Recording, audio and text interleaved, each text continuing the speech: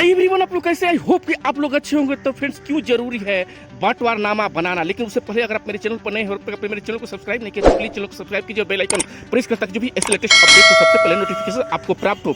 तो बिहार सरकार की तरफ से जमीन निबंधन को लेकर बिहार में हाल ही में एक नए नियम को बदलाव किए गए। ऐसे में बिहार के जितने भी जमीन मालिक हैं, जिनके पास दादा परदादा या उनके पिताजी के नाम से जमीन है, अब उनके अपने नाम पर निबंधित करवाना होगा। लेकिन इसके लिए आपको बंटवारनामा जो है बनाना पड़ेगा, बनाने की आवश्यकता है। और क्या क्यों जरूरी है ये भी बताऊंगा। तो जैसे कि हम सभी जानते हैं कि बिहार में जमीन का वाद विवाद को लेकर काफी बड़ी समस्या रहती है। बिहार में राज्य में हाल ही में जमीन विवाद से जुड़ी लाखों मामले कोर्ट में दर्ज हैं। इन्हीं सब को देखते हुए बिहार सरकार की तरफ से जमीन निबंधन के नियम में कुछ नया बदलाव किए गए। नए बदलाव के मुताबिक कोई भी व्यक्ति अपने दादा परदादा या फिर अपने पिताजी के नाम पर रजिस्टर्ड जमीन को उनके बेटे नहीं बेच सकते हैं। अगर कोई भी व्यक्ति अपने दादा परदादा या पिताजी के नाम की जमीन बेचना चाहता है तो सर्वप्रथम उन जमीन के नाम से नाम करवाना होगा। तो क्योंकि हम सभी जानते हैं कि अभी भी समय के हर व्यक्ति मौखिक बंटवारे के अनुसार अलग अलग भाइयों को अलग अलग जमीन दिया जाता है, किंतु यह सभी जमीन दादा परदादा या फिर पिताजी के नाम पर रजिस्टर्ड होता है। तो ऐसे में कई व्यक्ति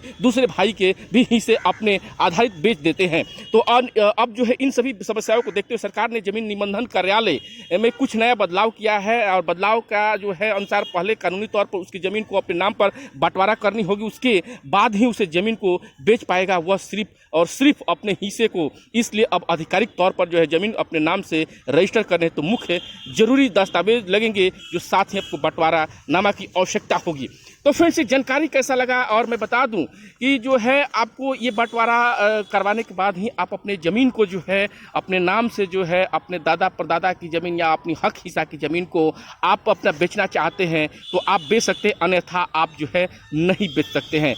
तो फ्रेंड, मैं बता दूं कि बिहार सरकार ने ये विवादों को देखते हुए बहुत ही एक अच्छा और एक कदम मतलब उठाया है, जिससे कि समाज में जो झगड़ा झंझट है वो खत्म हो जाएगा। तो जानकारी कैसा लगा कमेंट करके जरूर बताएं।